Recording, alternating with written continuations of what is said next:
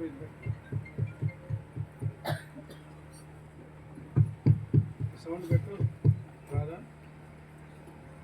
Praise the lord. మన మధ్యలో జయరాజన్న గారు వచ్చారు. దేవుని వాక్యాన్ని అందిస్తారు. జాగ్రత్తగా వినండి, అటు ఇటు కదలకుండా దేవుని వాక్యాన్ని వినండి.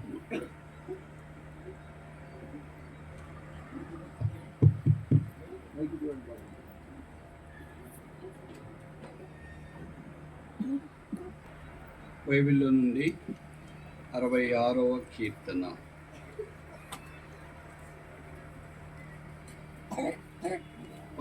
వచనం ఫెలిసోదాం. చదవగలిగిన వాళ్ళు దయచేసి నాతో పాటు చదవాలని మనం చేస్తాం.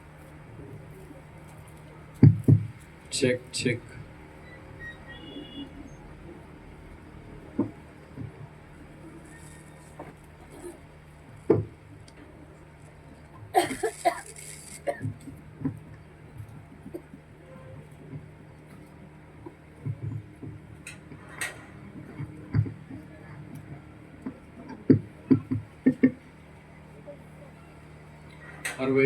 కీర్తన, సామ్ 66. 16వ వచనం కలిసోదాం. దేవుని యందు భయభక్తులు గలవారులారా, మీరందరూ వచ్చి ఆలకించుడి. ఆయన నా కొరకు చేసిన కార్యములను నేను వినిపించదను. మళ్ళా చూద్దాం. దేవుని యందు భయభక్తులు గలవారులారా, మీరందరూ వచ్చి ఆలకించుడి. ఆయన నా కొరకు చేసిన కార్యములను నేను వినిపించేదను. ప్రార్థన. ప్రేమగల తండ్రి, యేసునాథుని నామమున ఈ కొత్త సంవత్సరం ఫిబ్రవరి ఆఖరి వారంలో మీ సాన్నిధ్యంలో కనబడినట్లు మమ్మల్ని జీవప్రాప్తులుగా చేసిన జీవాధిపతి అయినందుకు తల వంచి నమస్కరిస్తున్నాము. మా ఆయుష్ను మీరు పొడిగించి సజీవుల దేశములో సజీవుడైన దేవుని ఆరాధించినట్లు అనుగ్రహించిన తరుణం కొరకే స్తోత్రాలు. మమ్మల్ని ప్రేమించి మా కొరకై దేవుడు అయ్యుండి మానవుడిగా భూమిదికి దిగివచ్చి పాపం లేనివాడిగా జన్మించి జీవించి పాపముగా సెలవులో చేయబడి రక్తము కార్చి చనిపోయి సమాధి చేయబడి తిరిగి 3వ దినాన్ని లేచి పరలోకంలో మహామహుని కుడి పార్శ్వమున ఆసీనుడైండి మానక మా పక్షాన విజ్ఞాపన చేస్తున్న ప్రధాన యాజక తల వంచి నమస్కరిస్తున్నా. ఏమి తెలిసి మమ్మల్ని ప్రేమించి ఏర్పాటు చేసుకుని రక్షించి ఈ జనముగా నీ స్వాస్థ్యముగా నీ ప్రజగా నీ భాగముగా సంఘముగా చేసుకున్నారో మా ఊహకు జ్ఞానమునకు మించింది. ఆహాహా దేవా, నీ కార్యములు ఎంత దొడ్డవిగా ఉన్నవి. నీ జ్ఞానం ఎంత గొప్పది. నీ విశ్వాస్యత ఆకాశమును అడ్డుతుంది. నీ నీతి మహాకాశముల కంటే ఎత్తైనది. అందుకొరకే మీకు స్తోత్రాలు చెల్లిస్తున్నా. స్థానిక సంఘం యెరూషలేమును బట్టి, పరిశుద్ధులను బట్టి, దాసుడు ఇలియాస్ గారిని బట్టి, కుటుంబాన్ని బట్టి మీకు స్తోత్రాలు. ఇలాగూ స్థానిక సంఘమును బట్టి వందనములు చెల్లిస్తున్నాము. ఏర్పాటు చేయబడిన ప్రజలందరి కొరకై స్తోత్రాలు. ఈ దినము ఈ గుడికి ఏర్పాటు చేసుకోవటానికి మీ దాసు శామ్యూల్ గారు రైతులక కుటుంబానికి ఇచ్చిన కృప కొరకై వందనములు. ఆ స్థలాల నుండి సంతోషంలో పాలు పొందటానికి వచ్చిన బంధువులు, రక్త సంబంధికులు, పరిచయస్తులు, శ్రేయోభిలాషులు, స్నేహితులను బట్టి వందనాలు చెల్లిస్తున్నాము. రాక ద్వారా మాకు ఇచ్చిన ప్రోత్సాహం కొరికల కొరకై స్తోత్రాలు. మీరు వారి జీవితాలు ఎలాంటి అద్భుతాలు, ఆశ్చర్యకార్యాలు జరిగించినారో వారు వివరించడానికి మీరు సహాయం చేసినందుకు స్తోత్రాలు చెల్లిస్తున్నా. యెహోవా ఆశ్చర్యకార్యములు చూడరండి, నల్లేళ్ళు ఆయన జరిగించే కార్యంలో భీకరములని మీ వాక్యంలో రాసినారు. నీ పేరే ఆశ్చర్యకరుడు. నువ్వు ఆశ్చర్యకార్యాలు జరిగించువాడవు. నీ ఆశ్చర్యములు మానవ ఊహకు జ్ఞానమునకు మించినవైనందుకు తల వంచి నమస్కరిస్తున్నా. చేరి వచ్చిన ప్రజలు, ఆన్లైన్లో జాయిన్ అయిన వారిని కూడా కరుణించి రక్షణ లేని వారు రక్షణ పొందినట్లు సహాయం చేయండి. రక్షించబడిన మాకు ఊరట, పురికొల్పు, ప్రోత్సాహం అనుగ్రహించండి. దాసుడు శామ్యూల్ గారిని కూడా మీరు కరుణించిన ప్రమోషన్ కొరకే మీకు స్తోత్రాలు. ఉద్యోగ బాధ్యతలు, రాజకీయ ఒత్తిళ్ళు, పోరాటాలు, వీటన్నిటిలో మీరే కాపాడి భద్రపరిచి ఆ ఉద్యోగ బాధ్యతలు సమర్థవంతంగా నిర్వహించినట్లు ఇంకా సామర్థ్యం మీరు అనుగ్రహించండి. ఆత్మీయం కూడా మీరు వృద్ధి పొందించండి. రైతుల పిల్లల కొరకు వారి కుటుంబాల కొరకు ప్రార్థిస్తున్నాము, సహాయం చేయండి. నాకు బాధ్యతలు, ప్రార్థన వీటన్నిటిలో కూడా మీరే కనికరము చూపించండి. వారి పిల్లలు కూడా ఎగ్జామ్స్ రాస్తుండగా గ్రూప్స్ మీరు కరుణించి మీ దృష్టికి అంగీకారం ఇటు ద్వారము తెరవండి. నీవు తెరవగా మూయగలవాడెవడు, నీవు ఇవ్వగా మానుకొనగలవాడెవడు, నీవు ఆశీర్వదించగా శపించగలవాడెవడు, నీవు మేలు చేయగా కీడి చేయగలవాడెవడు, నీవు చేయబెట్టి దీవించగా దాన్ని ప్రతికూలంగా మార్చగలవాడెవడు, నీకు సామర్థ్యం ఉన్నది కనుక నల్లేళ్ల ఆశ్చర్యమైన భీకర కార్యములు, సాహస కార్యాలు జరిగించి మీ నామానికి మహిమ తెచ్చుకోవాల్సిన మేము ప్రార్థన చేస్తున్నాం. అలాగే చేరువచ్చిన ప్రజలందరినీ పేరు పేరున వారిని దీవించండి. రోగగ్రస్తులను స్వస్థపరచండి, బలహీనలు బలపరచండి, అక్కర్లో ఉన్న వారికి సహాయం చేయండి, ఆర్థిక ఇబ్బందుల్లో ఉన్న వారికి మేలు చేయండి.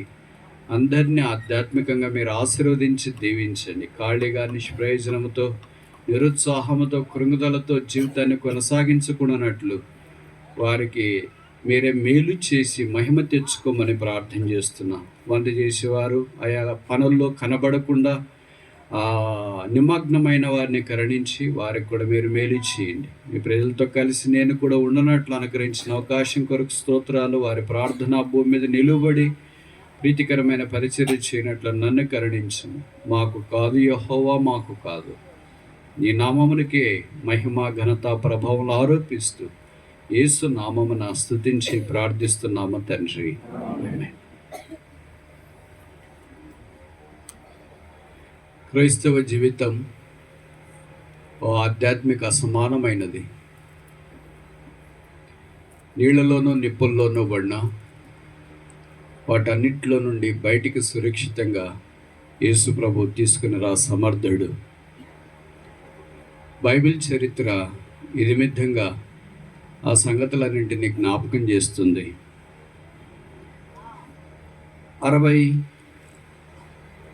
65వ కీర్తన మొదలుకొని 69 దాకా 5 కీర్తనలు సామ్స్ ఆఫ్ థ్యాంక్స్ గివింగ్ అంట, కృతజ్ఞతను జ్ఞాపకం చేసే కీర్తనలు అంటారు. దావీదు భక్తుడు దేవుని కృతజ్ఞతలు చెల్లించట్లో ముందు వరుసలో ఉన్నాడంటే తప్పు కాదు. ఆయన వెళ్ళిన కష్టాల్లో మన కష్టాలు కనీసం ఎన్నికైనవి కాదు. అలాంటి భక్తుడు దేవుని యొక్క విశ్వాస్యతను జ్ఞాపకం చేసుకుని కృతజ్ఞత చెల్లించడానికి ఆయన చేసిన గంభీరమైన ఆధ్యాత్మికమైన ప్రయత్నమే 5 కీర్తనల సారం. 65వ కీర్తనలో ఆయన వర్షిపింగ్ ప్లేస్, ఆరాధించే స్థలాన్ని కనుక్కున్నాడు. మొదటి వచనం అదే జ్ఞాపకం చేస్తుంది. ఆ స్థలమే సియోన్లో మౌనం గుండుట, నిన్ను ఆరాధించుటే. 66వ కీర్తనలో 12వ వచనంలో వెల్తీ ప్లేస్, తెలుగులో సమృద్ధి గల స్థలము అని రాయబడుతూ వచ్చింది. ఇంగ్లీష్లో అది వెల్తీ ప్లేస్ అని చెప్పబడుతుంది. నీళ్లలోనూ నిప్పుల్లోనూ పడితిమి, అయినా నీవు సమృద్ధి గల స్థలములోనికి నడిపించితివి. 67వ కీర్తనలో వాకింగ్ ప్లేస్, నడిచే స్థలం. మొదటి వచనం భూమి మీద నీ మార్గములు తెలియబడినట్లు. 68వ కీర్తన విట్నెసింగ్ ప్లేస్, ఆయన గురించి సాక్ష్యం ఇచ్చే స్థలం. 11వ వచనం ప్రభు మాట సెలవిచ్చున్నాడు, దాన్ని ప్రకటించు స్త్రీలు అని తెలుగులో రాశారు. ఇంగ్లీష్లో great is the company of them that publisheth he. ఆయన నామాన్ని గురించి ప్రకటించేవారు గొప్ప సమూహముగా ఉన్నారు. Witnessing place. ఇప్పటిదాకా 4 స్థలాల గురించి వచ్చిన. మొదటిది వర్షిపింగ్ ప్లేస్, ఆరాధించే స్థలం సియోన్. రెండవది వెల్తీ ప్లేస్, సమృద్ధికరమైన స్థలం, నీళ్ళల్లో నుండి నిప్పుల్లో నుండి ఆయన తోడుకుని వచ్చినాడు. మూడవది వాకింగ్ ప్లేస్, నడిచే స్థలం, అదే దైవ మార్గం. నాలుగవది విట్నెసింగ్ ప్లేస్, ఆయన గురించి సాక్ష్యం ఇచ్చే స్థలంలోనికి తోడుకొని వచ్చినాడు. 69వ కీర్తన 9వ వచనం, నీటిని గుర్చిన ఆసక్తి నన్ను భక్షించుచున్నది, నిన్ను నిందించిన వారి నిందలు నా మీద పడి ఉన్నవి. ఇక్కడ ఆయన ఇంటిలోనికి మనల్ని ఆయన తోడుకొని వచ్చినాడు. వెయిటింగ్ ప్లేస్, కనిపెట్టుకుని ఉండే స్థలం. కనుక ఈ 5 కీర్తనలు పరిశుద్ధాత్మ దేవుని ద్వారా తన అనుభవాన్ని అంతటిని రంగరించి ఆధ్యాత్మిక క్రైస్తవ జీవితానికి స్తంభాలుగా మలిచిన తీరు అమోఘం. దీంట్లో 66వ కీర్తనలో మనం చూసినట్లు బహుశా కీర్తన దావీదు రాసిండొచ్చు, రాయబడలేదు. సూపర్ స్క్రిప్ట్లో 65వ కీర్తనకు మాత్రమే దావీదు కీర్తన రాయబడుతూ వచ్చింది. 66వ కీర్తనకు సూపర్ స్క్రిప్ట్ దావీదు అని చెప్పబడలేదు. అలాగే 68కి దావీదు అని రాయబడుతూ వచ్చింది సూపర్ స్క్రిప్ట్లో. అందుకనే భవిష్య కీర్తనలు కూడా దావీదే రాసిండొచ్చు అని మనం అనుకోవచ్చు. మెట్టుకు పరిశుద్ధాత్మ దేవుడే అన్నిటికీ రచయిత కనుక తన అనుభవాన్ని అంతటి ఇక్కడ జ్ఞాపకం చేస్తున్నాడు. సంబోధన ఎలాగుందో చూడండి. దేవుని యందు భయభక్తులు గలవారులారా, 16వ వచనం, మీరందరూ వచ్చి ఆలకించుడి, ఆయన నా కొరకు చేసిన కార్యములు నేను వివరించేదను. ఆయన సంబోధన చాలా భిన్నంగా ఉంటుంది కనుక ఈ కీర్తనలో 3 రకాలైన సంబోధన ప్రజలకు అనుగ్రహించినట్లు మనం చూస్తాం. మొదటి సంబోధన 66వ కీర్తన 1వ వచనం, Psalm 66 verse 1, సర్వలోక నివాసులారా. ఈ సంబోధన ఎంత గంభీరంగా కనిపిస్తుంది చూడండి. అంటే దీంట్లో ఎవరు మిస్ కావటానికి లేదు. మాకేం సంబంధం లేదులే, మా దేవుడు కాదులే, మాకు పరిచయం లేదులే, మా కులం కాదులే, మా ప్రాంతం కాదులే అని. సర్వలోకంలో నువ్వు ఉన్నావా లేదా? ఉన్నావానంటే ఈ వాక్యం మనకు కూడా వర్తిస్తుంది కదా. ఇంగ్లీష్లో ఆల్ ఈ దట్ ఆఫ్ ద ల్యాండ్, భూమి మీద ఉన్న మనుషులందరూ ఏం చేయాలంట? సర్వలోక వాసులారా, దేవుని గురించి సంతోషపడండి. కనుక మొదటిది సంతోషం. యేసుప్రభువే సంతోషం, యేసుప్రభువే సమాధానం, యేసుప్రభువే ముక్తి, యేసుప్రభువే నెమ్మది. అది జ్ఞాపకం చేయబడుతుంది. తర్వాత 2వ సంబోధన 66వ కీర్తన 8వ వచనం, జనులారా. ఇది సంబోధన. ఇది కూడా నాకు మినహాయింపు కాదు అని అనుకోవద్దండి. ఎందుకంటే జనంలోకి మనం వస్తామా లేదా? ఏదైనా మాట్లాడేటప్పుడు ఏమంటే జనాలు అట్లా ఉన్నారండి, ఏం చేస్తామా అని అంటారు. ఆ జనాల్లో అన్ని రకాల వాళ్ళు ఉంటారు, అన్ని కులాలు, అన్ని విశ్వాసాలు కలిగిన వాళ్ళు ఉండొచ్చు. ఆ జనం అనే మాట ఇక్కడ కూడా వాడబడుతుంది. జనులారా, మొదటిది సర్వలోక వాసులారా, 2వది జనులారా, 3వది ఇప్పుడు మనం చదివిన వాక్యంలో చూసిన యెహోవా యందు భయభక్తులు గలవారులారా. ఇది చాలా భిన్నమైన బిరుదు. ఇది అందరికీ వర్తించదు. సర్వలోక జనులకి ఇది వర్తించదు, జనులకి ఇది వర్తించదు. ఇది కొంతమందికి మాత్రమే వర్తిస్తుంది. అంతరంగ వలయంలో ఉన్నవారు మాత్రమే యెహోవా యందు భయభక్తులు కలిగిన వారిగా పరిగణించబడుతున్నారు. బహుశా కీర్తనకారుడు ఈ సంబోధన ఎందుకు ఇక్కడ చేశాడు? యెహోవా యందు భయభక్తులు గలవారులారా. దాని నుండి మినహాయింపు చాలామంది తీసుకోవచ్చు. ఎందుకంటే యెహోవా యందు, దేవుని యందు భయభక్తులు లేని వాళ్ళంతా మినహాయింపు తీసుకోవచ్చు. దేవుడు అంటే నాకు భయం ఉన్న వాళ్ళంతా ఈ మినహాయింపు తీసుకోవటానికి వీల్లేదు. ఇప్పుడు ముందుకెళ్ళక మనపు ఈ సంబోధన యెహోవా యందు భయభక్తులు గలవారులా అనేది బైబిల్ ఎన్నిసార్లు రాశారు? పాత నిబంధనలు ఎన్నిసార్లు రాశారు? మొదట ఎక్కడ రాశారు? చివరి ఎక్కడ రాశారు? కీర్తనలు ఎన్నిసార్లు రాయబడింది? వచ్చి ప్రశ్నలన్నిటికీ జవాబు చెప్పడానికి ఇది సరైన సమయము, కూడిక కాదనుకుంటా. కానీ కొన్ని విషయాలు మనం పరిగెరుకోవటానికి ప్రయత్నం చేస్తాం. కీర్తనల్లో ఈ మాట 5 సార్లు రాయబడింది. 5 times this praise is used in the book of psalms. ఏ సందర్భాల్లో ఈ మాటలు వాడబడుతూ వచ్చినాయో మీ గమనానికి నేను తీసుకురావాలని కోరుతున్నాను. మొదటిది Psalm 22, 22వ కీర్తన.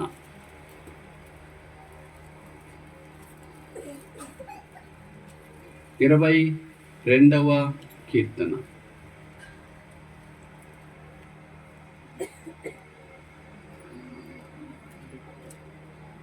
ఇరవై 23వ వచనం, verse 23. Psalm 22 verse 23. 22వ కీర్తన 23. యెహోవా యందు భయభక్తులు గలవారులారా, ఆయనను స్తుతించుడు. మొదట యెహోవా యందు భయభక్తులు కలిగిన వారు చేయాల్సిన పని ఏంటి? ఆయన స్తుతించుడు. ఆయన స్తుతించే వాళ్ళు ఎవరు? ఆపోజిట్. యెహోవా యందు భయభక్తులు గలవారు. ఆయన స్తుతించిన వారు ఎవరు? భయం లేదు, భక్తి లేని వాళ్ళు అని ఈ వాక్యం మనకు జ్ఞాపకం చేస్తుంది. కనుక యెహోవా యందు భయభక్తులు గల వారు చేయాల్సిన మొదటి పని ఏంటంటే యెహోవాను స్తుతించుడి. స్తుతించడానికి అసమానమైన అనేకమైన కారణాలు ఉన్నాయి. చూడండి, ఆకాశ మహాకాశాల పట్టజాలని దేవుణ్ణి ఒక 6 అడుగుల మనిషి, 70 ఏళ్ళు బతికే మనిషి ఏమని వివరిస్తాడు? ఒక మనిషి చెప్పలేడు కదా. మనుషులు చెప్తుంటారు కదా, సార్ని గురించి చెప్పాలంటే చాలా ఉంది, చెప్పడానికి కుదరదని. ఒక వ్యక్తిని గురించి, భర్తను గురించి భార్య, భార్యను గురించి భర్త, పిల్లల గురించి తల్లిదండ్రులు, తల్లిదండ్రుల గురించి పిల్లలు, సమాజాన్ని గురించి, రాజకీయాల గురించి ఒక మనిషి చెప్పడానికి కుదరకపోతే దాదాపు 200 దేశాలు కలిగిన ఈ ప్రపంచాన్ని మహత్తుగల మాట చేత నిర్వహిస్తూ ఎవడను సమీపింపరాని మహిమలో అమరత్వము కలిగి రాజులకు రాజు, ప్రభులకు ప్రభు, సర్వాధికారి అయిన యేసుక్రీస్తు ప్రభుని గురించి చెప్పడానికి ఏ నాలుక సరిపోతుంది? ఆ యేసు ప్రభుని గురించి వినటానికి ఏ చెవులు సరిపోతాయి? ఆ యేసును గ్రహించడానికి ఏ హృదయం సరిపోతుంది? ఆయన పరమందున్నాడు, మనమేం భూమి మీద ఉన్నాము. ఆ దేవుడేమో అక్షయుడు, మనమేమో క్షయమైన వారము. ఆయన మహత్తు కలిగి సమస్తాన్ని మాట ద్వారా నిర్వహిస్తున్నాడు. మనమేమో నిష్ప్రయోజకమైన జీవితాలు మనం కలిగి జీవిస్తున్నాం. ఆయనేమో భూమి నాది, ఆకాశం నాది అన్నారు. మనమేమో ఇల్లు కట్టుకొని, ప్లాట్ కట్టుకొని, ఇల్లు నాది, బండి నాది, ఈ కారు నాది, ఇదేని మనం అనుకుంటున్నాం. ఆయనకి మనకి పోలిక ఎక్కడా? ఊహించడానికి, వివరించడానికి కూడా వీలు కాదు. అందుకే ఆయన మహత్వం కలిగిన మహారాజు. అలాంటి ప్రభుని గురించి నాలుక జీవితాంతం వర్ణించి వివరించిన అది ఎన్నటికీ తీరక అట్లుండవలసిందే అని ఇలాంటి కోడికల్లో ఆయన గురించి ఒక అణవంత పరమాణవంత గ్రహించుకోవటానికి మనం చేసే చిరు ప్రయత్నం. అలాంటి ప్రయత్నాల్లో ఇదొక్కటి. యెహోవా యందు భయభక్తులు గల వారులారా ఆయనను స్తుతించుడి. ఆయన స్తుతించడానికి అన్ని కారణాలు ఉన్నాయి. మొదట మనం మానవులకి భూమి దగ్గర రావటానికి ఒక హేతు. ఎంతోమంది తల్లి గర్భంలోనే వెళ్ళిపోయారు. కొంతమంది గర్భంలో నుండి బయటకు వచ్చిన తర్వాత వెళ్ళిపోయారు. కొన్నిసార్లు మనకు తల్లిదండ్రులు కూడా కొన్ని ఫ్లాష్ బ్యాక్ చెప్తుంటారు కదా, నా కడుపులో ఉన్నప్పుడే నువ్వు చనిపోవాల్సిన వాడు రా, డాక్టర్ దగ్గరికి తీసుకెళ్తే బతకడు, పెద్ద ప్రాణం కావాలా చిన్న ప్రాణం కావాలా అని అన్నారు. తల్లిదండ్రులకు మమకారం కదా, ఇద్దరు కావాలా అని అన్నాము. అయితే మీ ఇష్టం, risk is on your side, risk మీదే అని చెప్పారు. వచ్చినాము, ప్రార్థన చేసినాము, అనేకులు ప్రార్థించినారు, ప్రభు కరుణించినాడు, పెద్ద ప్రాణాన్ని బాగు చేసినాడు, చిన్న ప్రాణాన్ని కూడా బాగు చేసినాడు. అట్లా నువ్వు బయటకు వచ్చినావురా అని మీ తల్లిదండ్రులు చెప్తుంటే వాళ్ళ కళ్ళల్లో నీళ్లు తిరుగుతుంటాయి, నీ కళ్ళల్లో సుడులు నీళ్లు తిరుగుతుంటాయి. దేవా, నీ జ్ఞానం ఎంత గొప్పది. ఈ లోకంలోనికి రాకుండా పిండంగా ఉన్నోళ్ళే అలాగే పడిపోయారు. అయితే నన్ను ఈ భూమి మీద ఒక మనిషిగా నీవు ఉంచిన. ఇంకా తర్వాత అనేకమైన కారణాలు మనం చూస్తాం. యెహోవా యందు భయభక్తులు గల వారులారా చేయాల్సిన మొదటి పని ఆయనను స్తుతించండి. రెండవది ఇందాక మనం చదువుకుంటూ వచ్చినాం, కీర్తన 66, సామ్ 66, 66వ కీర్తన.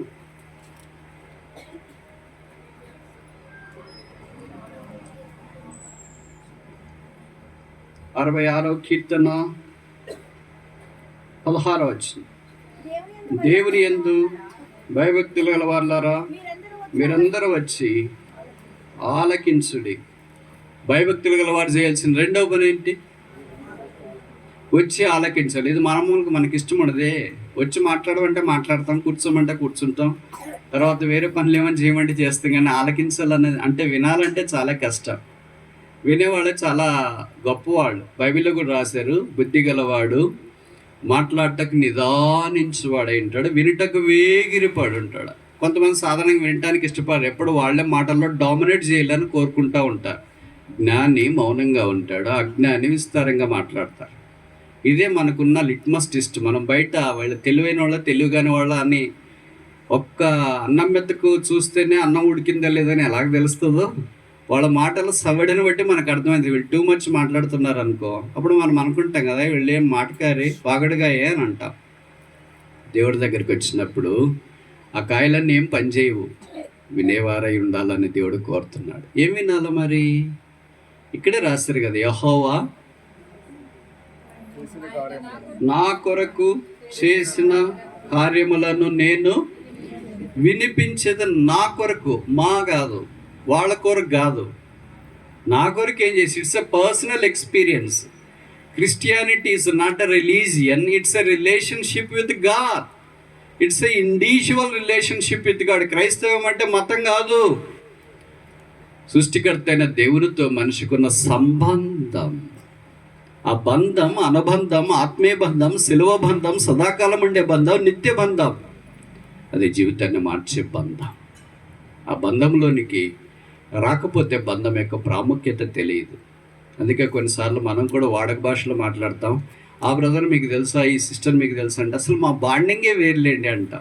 మనుషులతో నీకు బాండింగ్ ఉంది కానీ దేవుడితో బాండింగ్ ఉందా? బాండింగ్ చాలా రకాలు ఉంది కదా. హైడ్రోజన్ బాండ్ చాలా వీక్ అనుకుంటాం, కవలెంట్ బాండ్ చాలా స్ట్రాంగ్ అనుకుంటాం. హైడ్రోజన్ బాండా, కవలెంట్ బాండా? ఇది బైబిల్ ఏంటంటే క్రైస్ట్ బాండ్, క్యాల్వరీ బాండ్. క్రీస్తు బంధం, కల్వరీ బంధం. ఆ బంధంలోనికి వచ్చిన వారు ఆయన ఆశ్చర్య కార్యాలు చెప్పేవారు, వినేవారికి ఉండాలని కోరబడుతూ ఉంటారు. కొన్నిసార్లు ఇలాంటి కొడికలకి వచ్చినప్పుడు మనుషులు ఏమంటారంటే, బ్రదర్ సాక్ష్యాలకి ఎక్కువ టైం ఇస్తారు, వాక్యానికి కూడా ఇవ్వండి అని అంటారు. వాక్యానికి కూడా ఇస్తాము, మరి సాక్ష్యం కూడా అవసరమే కదా. చెప్పేవారికి ప్రోత్సాహం, వినేవారికి కూడా ప్రోత్సాహం. మీలో ఏమనుకుంటారంటే, ఏముందులే మామలే కదా అని అనుకుంటాం. బట్ ఎక్కడో ఎవరో ఉంటారు, మనకు తెలియదు. దేవుడు వాళ్ళని టచ్ చేయలేదు, వాళ్ళని తాకాలని దేవుడు కోరుతుంటాడు. వాళ్ళకి అవసరం ఈ సాక్ష్యం. బహుశా మీరు నమ్మరేమో కానీ నేను అది బలంగా నమ్ముతా. ఒక మీటింగ్కి వెళ్ళినప్పుడు వాక్యం ఒకటే 100కి 100 పాడని కాదు. ఆరంభ ప్రార్థన, పాటలు, సాక్ష్యము, తర్వాత ఇది వాక్యోపదేశము, సహవాసము, భోజనము, చివరికి బాయి ప్రైజ్ ద లార్డ్ వెళ్ళొస్తామనేదాకా అన్నీ ఉంటాయి. ఇది అన్నం అంటే నీకు ఉట్టి అన్నం ఒకటే పెట్టి సరే పెట్టేసినమ్మా వెళ్ళిపో అని చెప్పరు. అప్పుడు మీరేమంటారు, కూరలేంటండి కనీసం మజ్జిగన్న పోయండి అంటారు. మరి ఒక మీటింగ్కి వచ్చిన తర్వాత అన్నీ కలిసి ఉంటాయి, అన్నీ మిక్స్డ్గా ఉంటాయి. నాకు ఒకటే కావాలంటే నీకు రోగం వచ్చింది అని అర్థం. రోగం వచ్చినాడు కదా ఒకటే తినేది. జలుబు చేసినాడు, జ్వరం వచ్చినాడు రసం ఒక్కటే వడ్డించండి అంటారు. ఇంకా వేరే రోగం వచ్చినాడు మజ్జిగ ఒకటే వడ్డించండి అంటారు. ఏం రోగం లేని బీటెక్ చదివే స్టూడెంట్స్ ఉంటారు అనుకో, బిర్యానీ ఉందా? వాళ్ళ వయసు వేరే, వాళ్ళ జీర్ణశక్తి వేరే, వాళ్ళ ఆలోచనలు వేరే, వాళ్ళ శరీరం వేరే కనుక వాళ్ళు మంచి బలవర్ధకమైన అన్ని రకాలైన భోజనం తింటారు. వాళ్ళు ప్యూర్ నాన్ వెజిటేరియన్. అర్థమవుతుంది నేను చెప్పే మాటలు. ఎవరైనా మనం అడిగినప్పుడు ఏం చెప్తారంటే, మీరేంటండి భోజనం చేస్తారంటే, నేను ప్యూర్ వెజిటేరియన్ అండి. ప్యూర్ వెజిటేరియన్ ఎంత ఘనతగా వాళ్ళు చెప్తారు. నాన్ వెజిటేరియన్ కూడా కొంతమంది అలాగే చెప్తారు, బ్రదర్ మీరు భోజనం చేస్తారా అని. ఒకసారి నన్ను ఒక బ్రదర్ని హైదరాబాద్ నుండి వచ్చినాడు, ఇలాంటి మీటింగ్స్కి వెళ్ళాము. నన్ను పిలిచి అడిగారు, బ్రదర్ మీరు ఏం భోజనం చేస్తారంటే నేను చెప్పాను. నా పక్కన ఆయన కూడా అడిగారు, బ్రదర్ మీరేంటి అంటే, నేను ప్యూర్ నాన్ వెజిటేరియన్ బ్రదర్ అన్నాడు. అంటే వెజిటేరియన్ అసలు తినను బ్రదర్ నేను. It's true. ఇద్దరు కలిసి భోజనానికి వెళ్ళాము. ఆయనకి బిర్యానీ తర్వాత మాంసాహార వంటలన్నీ వడ్డించినారు. చివరిలో మామూలు మన వాళ్ళు అంటారు కదా, ఊరికే ఉండరు కదా, బ్రదర్ సాంబార్ వేసుకుంటారా, చట్నీ వేసుకుంటారా, మజ్జిగ వేసుకుని రసమే. ఆయన ఏమన్నాడు తెలుసా, సిస్టర్ ఇవన్నీ నేను రోజు తింటున్నాను. విచిత్రం ఏంటంటే, ఆ శక్తి కలిగిన వాళ్ళు, జీర్ణ వ్యవస్థ బాగా కలిగిన వారు మాంసాహారాన్ని లేదా అన్ని రకాలైన వంటలను ఇష్టపడతారు. జీర్ణ వ్యవస్థ బలహీనంగా ఉన్నవారు, పెద్ద వయసులో ఉన్నవారు ఏదో తేలిగ్గా తినడానికి ప్రయత్నం చేస్తారు. అలాగే ఒక కూడికి వచ్చిన తర్వాత అన్ని దీంట్లో మిళితమై ఉంటాయి. ఒక్క వాక్యం ఒకటి తినేసి వెళ్తా, ఒక్క వాక్యానికి నేను ఇంత దూరం వచ్చిన అలాగనుకోవద్దండి. అన్నీ కలిసి ఉంటాయి. అన్నీ కలిస్తేనే దాని యొక్క రుచి వేరుగా ఉంటుంది. అందుకే బైబిల్లో రాయబడిన కీర్తనలో, O taste and see that the Lord is good, యెహోవా ఉత్తముడని రుచి చూచి తెలుసుకున్నది. యెహోవా యందు భయభక్తులు గలవారు చేయాల్సిన రెండో పని ఏంటంటే వచ్చి వినడి. కొన్నిసార్లు సాక్ష్యం చెప్పేటప్పుడు మరి వాళ్ళకి అలవాటు ఉండదు కనుక ఎక్కువసేపు చెప్పొచ్చు, తక్కువసేపు చెప్పొచ్చు, అవసరమైన పాయింట్లు చెప్పకపోవచ్చు. ఇవన్నీ సాధారణంగా జరుగుతుంటాయి. మేము 30 ఏళ్ళలో రకరకాలుగా చూస్తూనే ఉంటాం. మీకు తెలుసు తెలియదు, వాక్యం చెప్పనప్పుడు జరిగే పని సాక్ష్యం చెప్పినప్పుడు జరుగుతుంది. అన్నిసార్లు కాదు, కొన్నిసార్లు. ఒక ఉదాహరణ చెప్పిన, యోహాను సువార్త 4వ అధ్యాయంలో సమరయ స్త్రీ యేసు ప్రభువుతో మాట్లాడడం ఆరంభించింది. యేసు ప్రభు చెప్పాడు, ఇప్పుడు ఉన్న నీ భర్తను నీకు తీసుకురమ్మని. ఆమె ఊర్లోకి వెళ్ళి, బైబిల్లో రాయబడింది, ఆమె ఊర్లోకి వెళ్ళి ఏం చెప్పింది, నేను చేసినవన్నీ నాతో చెప్పిన ఈయన క్రీస్తు ఆడ. మరి ఆమె స్పీచ్ చేయలేదు, యూట్యూబ్లో పెట్టలే, లైవ్లో పెట్టలే, ఏం పెట్టలే.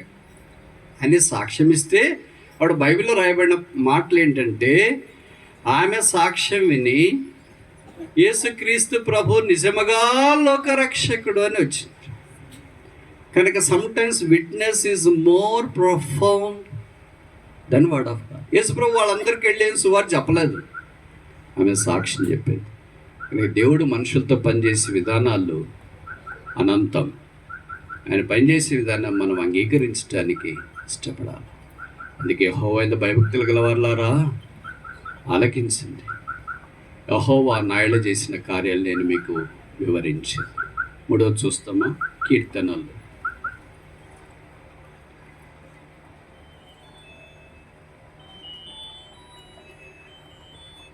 Psalm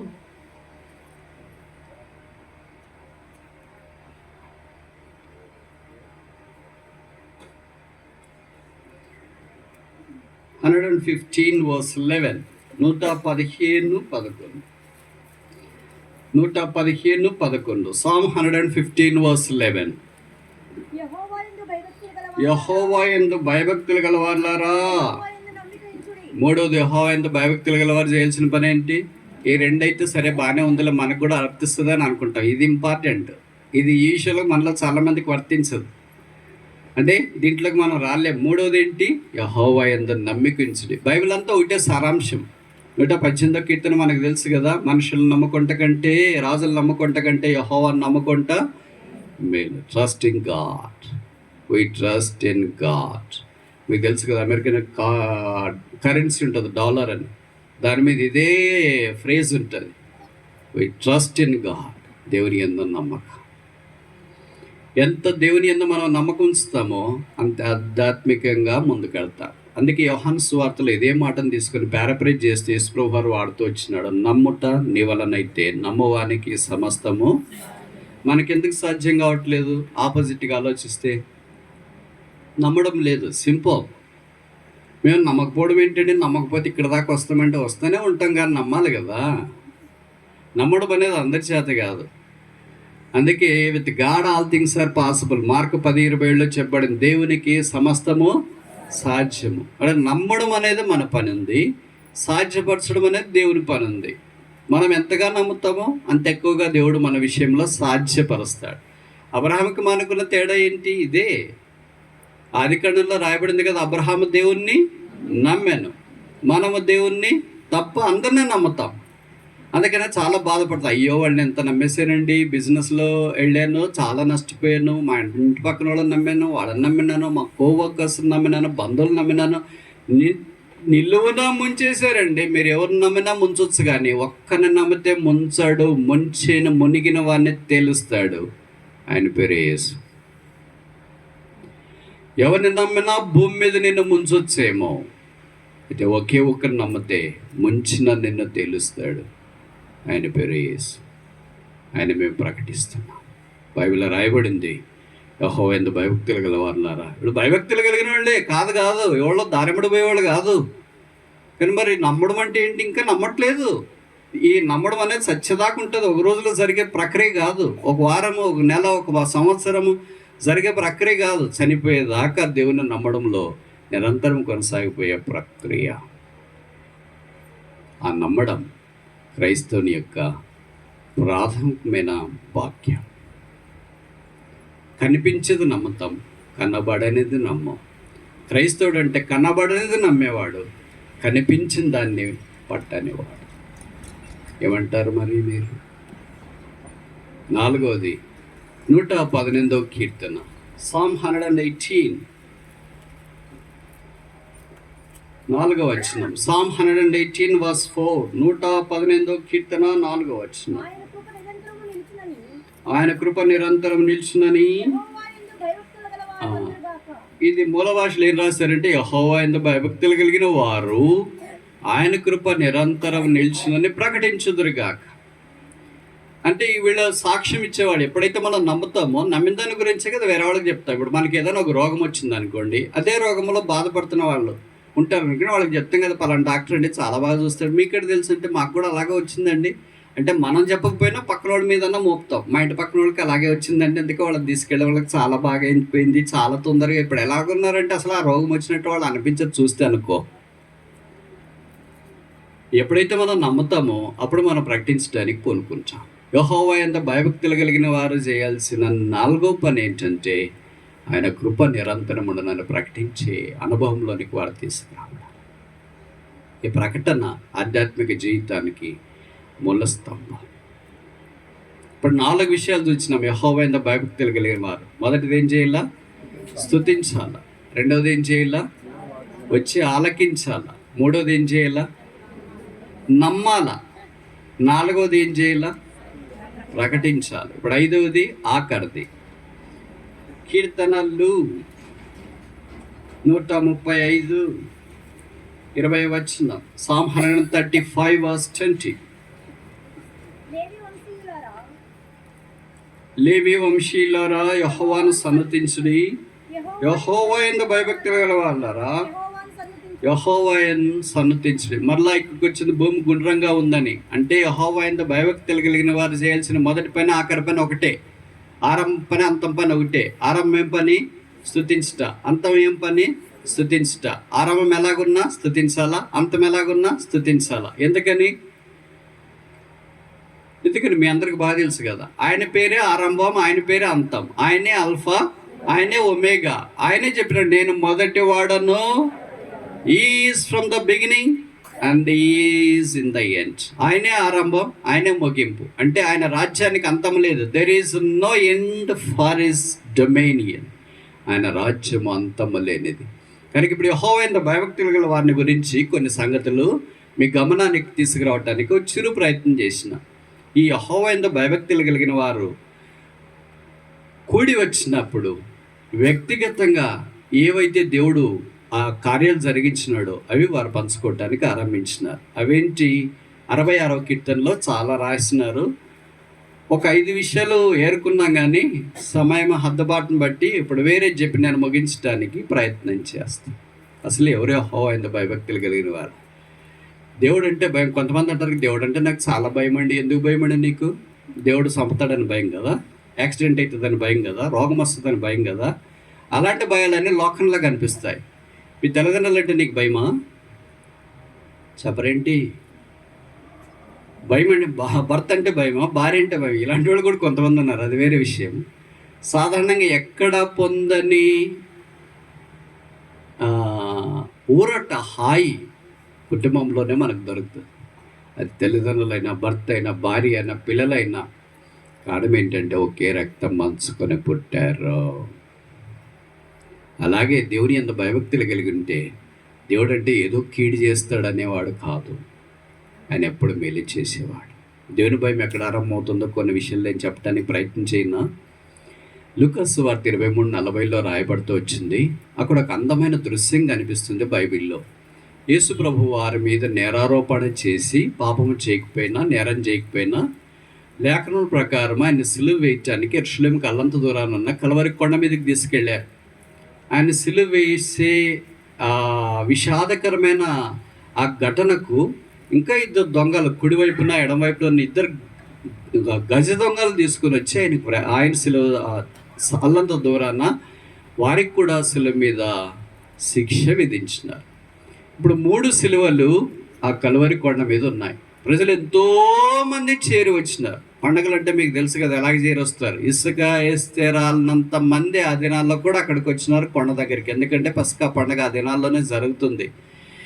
ఆ పండగ అంటే సమరం ఉండాలి, కానీ ఇదేంటి సిలువేశారు? అదే యేసుప్రభు యొక్క ప్రేమకు నిలువెత్తటి నిదర్శనం. అందుకే ఇప్పుడు ఏం జరుగుతుందంటే అక్కడ యేసుక్రీస్తు ప్రభు వారిని ఆ కుడివైపున ఎడమవైపున ఉన్న 2 దొంగలు ఆరంభంలో దూషించినారు. ఈయన దేవుడంట 3 మేకల మీద ఎలాడుతున్నాడు ఏంటి? దిగి రావచ్చు కదా, ఆయన బాగు చేసుకుని మమ్మల్ని కూడా బాగు చేయొచ్చు కదా, మళ్ళీ ఈయన దొంగతనం చేయాలనుకున్నావా? ఆ దొంగలకి అదే బుద్ధి ఉంది. సిలువలో కూడా దొంగ బుద్ధి ఉంది. సచ్చేటప్పుడు కూడా అదే బుద్ధి ఉంటుంది వాళ్ళకి. తర్వాత కొద్దిసేపుకి కుడివైపున ఉన్న దొంగలో కొంత మార్పు వచ్చింది. అప్పుడు ఎడమవైపున ఉన్న దొంగను అన్నాడు, మనకైతే ఈ శిక్ష విధి న్యాయమే. ఈయనంటే ఏ శిక్ష లేదా ఏ నేరమో చేయలేదు. నీవు దేవునికి భయపడవా? Will thou not fear God? కనుక దేవుని భయం అనేది సిలువ దగ్గర ఆరంభమవుతుంది. No cross, no fear of God. సిలువ లేకపోతే దైవ భయం లేదు. ఊరికే మస్తుగా చెప్పుకుంటుంటారు బయట, మాకు దేవుడు అంటే చాలా భయం అండి అని. అది పట్టదండి. దేవుని భయం ఉన్నవాడు సిలువ దగ్గరికి వస్తాడు. గజ దొంగకు మొట్టమొదటి మాట నోట్లో నుండి బయటకు వచ్చింది. దొంగ అంటే భయం లేనివాడే దొంగ అవుతాడు. భయం ఉన్నవాడు దొంగ కాడు. ఎందుకంటే ప్రొఫెషన్ అలాంటిది, ఆ ఉద్యోగం అలాంటిది, వృత్తి అలాంటిది. ఏ వృత్తిలోనైనా భయం ఉన్నోడు నెట్టుకొని రాగలడు, కానీ దొంగతనం చేసే వృత్తిలో భయం ఉన్నోడు నెట్టుకు రాలేడు. వాడికి చీకటి అంటే భయం ఉండకూడదు. ఎప్పుడైనా దొరికితే ఏమవుతానో అనేది భయం ఉండకూడదు. పోలీసులకు దొరికితే ఏం చేస్తారో భయం ఉండకూడదు. చట్టానికి దొరికితే ఏమవుతానో భయం ఉండకూడదు. పాములు, తేళ్ళు భయం ఉండకూడదు. రాత్రిపూట దొంగతనానికి వెళ్ళినప్పుడు దయ్యాలు వస్తే భయం ఉండకూడదు. అలాంటివాడే ఆ వృత్తిలో రాణించగలడు. మీ ఊరికి అల్లంత దూరాన్ని అప్పుడు ఉండేది కదా, తెలుసు కదా, మరి చెప్పాల్సిన పని లేదు అనుకుంటా. ఆ వృత్తిలో అలాంటి వాళ్ళు మాత్రమే రాణించగలరు. ఈ దొంగలు అలాంటి వృత్తిలో ఉన్నవారు. వాళ్ళకి ఏం భయం అనేదే తెలియదు. భయం అనే పదము వాళ్ళ నిఘంటువులో, డిక్షనరీలో ఉండదు. మనకు ప్రతి పేజీలో అదే ఉంటుంది, ప్రతిరోజు అదే ఉంటుంది, కానీ వాళ్ళకి ఏ పేజీలో అది ఉండదు. అలాంటి వాడికి సిలువ దగ్గర వచ్చినప్పుడు ఈ మాట వచ్చింది, will thou not fear God? నీవు దేవునికి భయపడవా? దైవ భయం సిలువ దగ్గర ఆరంభమవుతుంది. దేవునికి భయపడిన వాడు సిలువ దగ్గరికి రాలేడు. దేవునికి భయపడేవాడు యేసుప్రభు యొక్క సిలువ దగ్గరికి వస్తున్నాడు. సిలువే జ్ఞాపకం చేస్తుంది, పాపి అయిన మనుషుడు శిక్ష పొందవలసింది ఆ సిలువ, కానీ పాపము చేయని దేవుడు మన కొరకు ఆ సిలువలో వేలాడదీయబడ్డాడు. ఆయన తల మీద ముళ్ళ కిరీటం, దేహమంతా కొడ దెబ్బలు, ప్రక్కలో బల్లెపోటు, చేతుల్లో మేకులు, కాళ్ళలో మేకులు. ఆయన సిలువలో రక్తము కార్చాడు. తండ్రి, వీరేమి చేయించున్నారో వీరెరగరు కనుక వీరిని క్షమించు అని కేక వేశాడు. అదే దేవుడు. మానవుడు కష్టాల్లోనే తప్పించుకోవాలని ప్రయత్నం చేస్తాడు. దేవుడు కష్టాన్ని అనుభవిస్తాడు. ముళ్ళ కిరీటం పెట్టేది మానవుడు, ముళ్ళ కిరీటం పెట్టించుకునేది దేవుడు. కొడాలు తీసుకొని కొట్టేది మానవుడు, కొట్టించుకునేది దేవుడు. చేతుల్లో మేకులు దించడానికి ఇష్టపడేది మానవుడు, చేతుల్లో మేకులు కొట్టించుకునేది దేవుడు. భూమికి ఆకాశానికి వేలాడదీసేది మానవుడు, భూమికి ఆకాశానికి వేలాడదీయబడేది దేవుడు. రక్తము చిందించేది మానవుడు, రక్తం చిందించడానికి ఇష్టపడేది దేవుడే. ఆయన పేరే యేసుక్రీస్తు. మనం వ్యవహారికంగా అంటుంటాం కదా, ఎవరైనా వేరే పిల్లోని కొడతా ఉంటే వాడు సైలెంట్గా ఉంటే, వీడిని దేవుని మాదిరి ఇట్లున్నాడు అంటే సైలెంట్గా ఉండేది దైవ లక్షణం అని మనకు తెలియకుండా డిఫాల్ట్గా అర్థమైపోయింది. వాళ్ళని చూడకుండా అలాగే ఉన్నారు, దేవుళ్ళలాగా ఉండిపోయారేంటి? ఈ డిఫాల్ట్గా మనలో ఉన్న డిఎన్ఏ అలాగ ప్రొజెక్ట్ చేస్తుంది. దేవుడు అంటే మౌనంగా ఉంటాడు, ఏమి చూడడు, ఏమి వినడు అని అట్లుగా ఉంటాం. మౌనంగా ఉంటాడు, అన్నీ చూస్తాడు. ఎప్పుడు ఆయన సమయం అనేది ఉంటుంది కదా, ఆయన టైం టేబుల్ ఉంటుంది, ఆ ప్రకారంగా ఆయన చేస్తూ ఉంటాడు. ఆయన పేరు యేసు. ఆ యేసు పాపుల కొరకు ఈ భూమి మీదకి వచ్చినాడు. పాపులను ప్రేమించినాడు, పాపాలు క్షమించి వారిని పరిశుద్ధులుగా చేసి పరలోక రాజ్యంలో ప్రవేశపెట్టాలని యేసు యొక్క ఉద్దేశం. అందుకో మానవుడా, సర్వజనులారా దేవుని యందు సంతోషించండి. జనములారా, ఈ ఆహ్వానం నీ కొరకే. భవిష్య జీవితంలో ఓడిపోయావా, కృంగిపోయావా, డస్సిపోయావా, సోలిపోయావా, అప్పుల బాధ, అనారోగ్యము, పేదరికము, అవమానము, కన్నీరు, కడుపుకోత, బాధ, చెప్పనలేవు కానన్ని కష్టాల్లో, తుఫాన్లో మునిగిపోయావా? నిన్న మనుషులు ముంచేశారా? తేల్చేవారు లేరా? రక్షణ దూరమైందనే వారు ఉన్నారా? నీడ లేకుండా అనాదిగా ఉన్నావా? అటు ఇటు కొట్టబడుతూ ఉన్నావా? ప్రయాసంతో ఉన్నావా? ఈ మధ్యాహ్నం ఈ సమస్యలకు ఒక పరిష్కారం మేము తెలియజేస్తున్నాం. ఆ పరిష్కారం ఒక వ్యక్తి, ఆయన పేరే యేసు. Christ is the hope of glory. క్రీస్తే మహిమ నిరీక్షణ అయ్యున్నాడు. ఆ క్రీస్తు లేకుండా మానవునికి నిరీక్షణ లేదు. క్రీస్తు లేకుండా మానవునికి ప్రేమ లేదు. క్రీస్తు లేకుండా మానవునికి సమాధానం లేదు. ఏసే సమాధానం, ఏసే మార్గం, ఏసే శాంతి, ఏసే పాపక్షమాపణ, ఏసే పరలోకానికి మార్గం, ఏసే మానవిక జీవితాన్ని కడిగి శుద్ధీకరించి పరిశుద్ధనిగా చేయగలిగేది. ఏసే పాపిని పరలోకానికి చేర్చేది. ఏసే మానవునికి కన్నీళ్లు తుడిచేది. ఏసే మానవుని గాయాన్ని కట్టేది. ఏసే మానవునికి నిరీక్షణ ఇచ్చేది.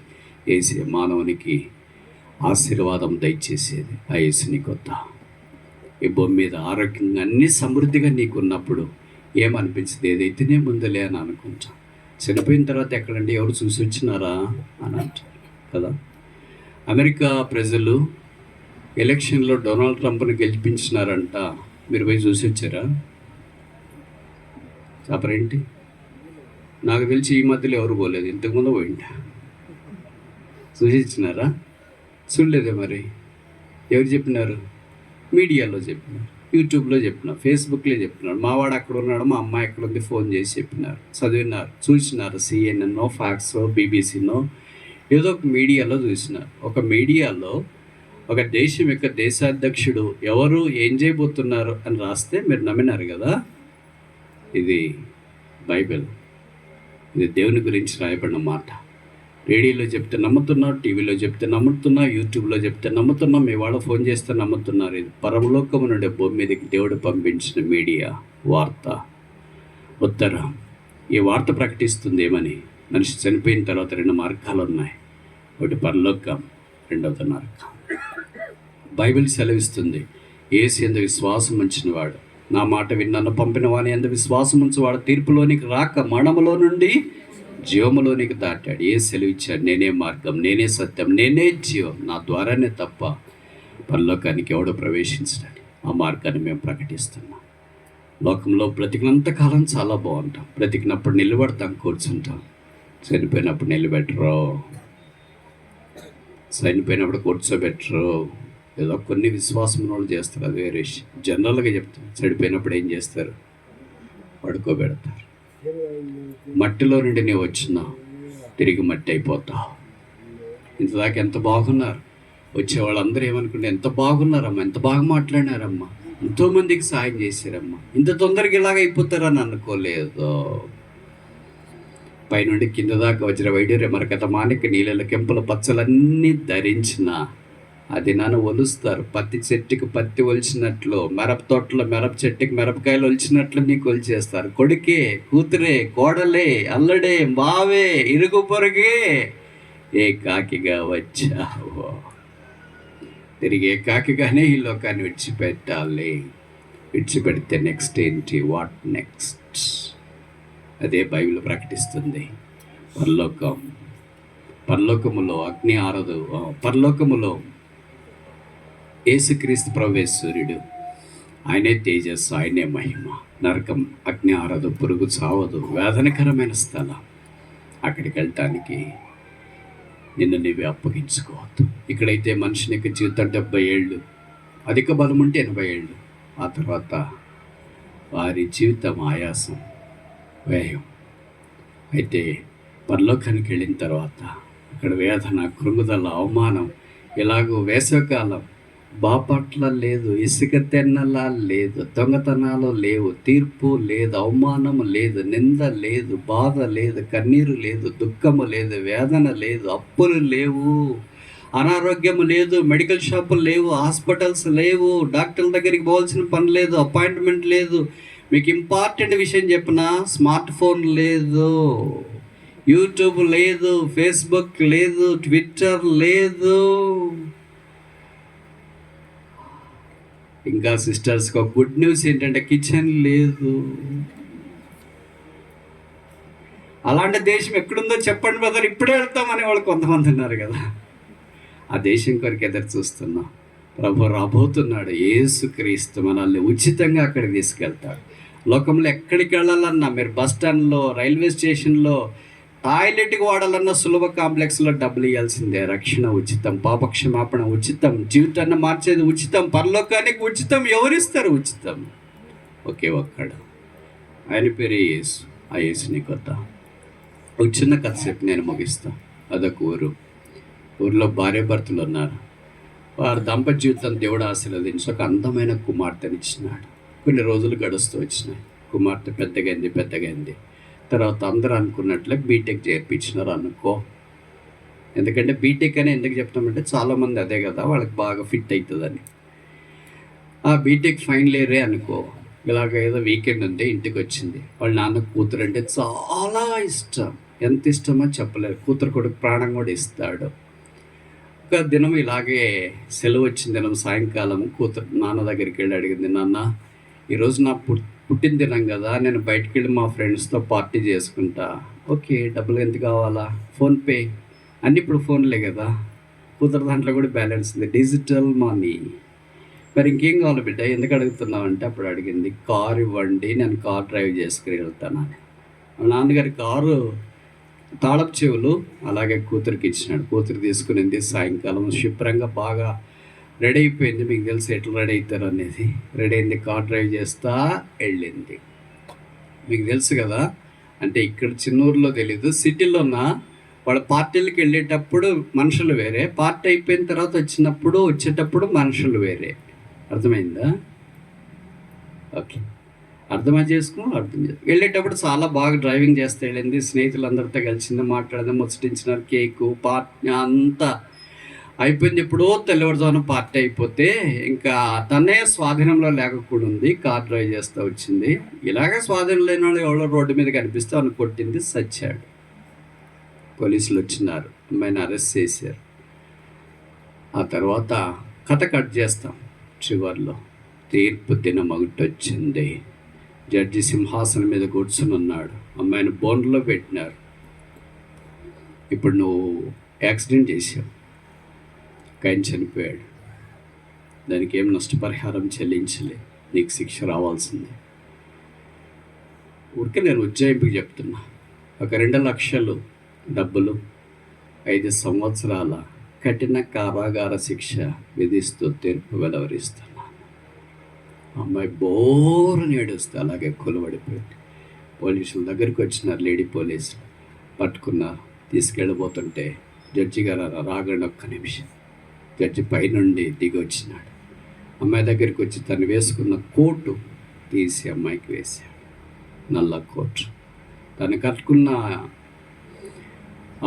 టై తీసి అమ్మాయికి వేసాడు. ఇదిగో నన్ను తీసుకెళ్ళండి, మిమ్మల్ని ఆ సంఖ్యలు నాకేయండి, ఆ దుస్తులు నాకు తగిలించండి, ఆ జరిమానా 2 లక్షలు నేను కడతా, 5 ఏళ్ల కఠిన కార శిక్ష నేను విధిస్తా, నేను భరిస్తా, అమ్మాయిని తీసుకెళ్ళొద్దు. అమ్మాయి శిక్షకి నీకేం సంబంధం? అమ్మాయి చెరసాలకి వెళ్ళాలా, నువ్వు వెళ్తానంటావేంటి? అమ్మాయి జరిమానా కట్టాలా, మీరు కడతానంటారేంటి? అమ్మాయి చేతుల్లో బేడీళ్ళు వేస్తే వద్దు నాకేయండి అని అంటారేంటి? మీ కోటు తీసి అమ్మాయికి వేసారేంటి? అప్పుడు ఆ జడ్జి చెప్పిన మాట, ఈ అమ్మాయి నా కూతురు. ఆ కూతురికి 9 నెలలు మోసి కన్నాను, పెంచి పెద్ద చేశాను. నా కళ్ళెదుటి బేడీలు వేస్తే నేను చూడలేను, నా కళ్ళెదుటి చెరసాలకు తీసుకెళ్తే నేను చూడలేను, నా కళ్ళెదుట 5 ఏళ్ళు కఠిన కారాగార శిక్ష విధిస్తే నేను చూడలేను, నన్ను తీసుకెళ్ళండి. తప్పు చేసిన కూతురు శిక్ష అనుభవించింది తండ్రి. ఈ కథ కట్ చేస్తే మన విషయంలో కూడా ఇదే. తప్పులు మనం చేసాం, పొరపాట్లు మనం చేసాం, పాపాలు మనం చేసాం, అవినీతి మనం చేసాం, నేరాలు ఘోరాలు మనం చేసాం. అయితే దేవుడు యేసు రూపాన్ని భూమి మీదకి దిగి వచ్చి, నా తల మీద ముళ్ళ కిరీటం పెట్టండి, నా ముఖం మీద ఉమ్ము వేయండి, నా చేతుల్లో మేకులు కొట్టండి, నా దేహాన్ని కోడ దెబ్బలు కొట్టండి, నన్ను ఆశల మీద వేయండి, నా రక్తాన్ని చిందించండి, నన్ను చంపండి, ఈ మనుషులను చంపొద్దు. మన శిక్ష యేసు ప్రభువు వేసుకున్నాడు. ఆయన చనిపోయి సమాధించబడి తిరిగి లేచినాడు. బైబిల్ సెలవిస్తుంది, యేసు రక్తం ప్రతి పాపము నుండి మనల్ని కడిగి పవిత్రులుగా చేస్తుంది. యేసు నీకొద్దా? ఈ రక్షణ నీకొద్దా? ఈ పాప క్షమాపణ నీకొద్దా? ఈ ప్రేమ నీకొద్దా? ఈ పరలోకం నీకొద్దా? ఈ సమాధానం నీకొద్దా? ఈ ఆనందం నీకొద్దా? ఈ ఆశీర్వాదం నీకొద్దా? ఈ పరలోక ప్రాప్తి నీకొద్దా? సంఖ్యలతోనే ఉంటావా? బంధకాల్లోనే ఉంటావా? శిక్షా విధిలోనే ఉంటావా? ఓటములోనే ఉంటావా? కృంగదంలోనే ఉంటావా? కన్నీటిలోనే ఉంటావా? అవమానంలోనే ఉంటావా? అప్పుల్లోనే ఉంటావా? పేదరికంలోనే ఉంటావా? పాపంలోనే మునిగి తేల్తావా? ఈ మధ్యాహ్నం నీ స్వభావం ఏంటి? యేసుక్రీస్తు అందరికీ ప్రభు అని యేసునందు విశ్వాసం ఉంచుము. అప్పుడు నీవు నీ ఇంటి వారిను రక్షణ పొందుతారు.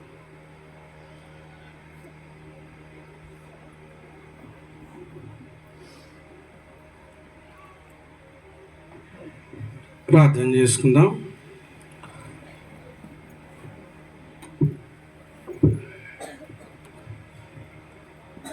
ఇంతవరకు దేవుని వాక్యాన్ని మనం వింటూ వచ్చాం.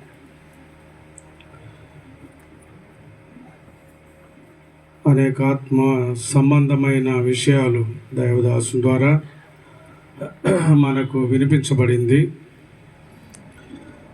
రక్షించబడిన వారు కొంత వాక్యం చేత బలపరచబడడానికి, రక్షణ లేని వారికి దేవుని వాక్యం అందించబడింది. ఇక్కడ కూర్చున్న వారిలో ఇంకా ఎవరైనా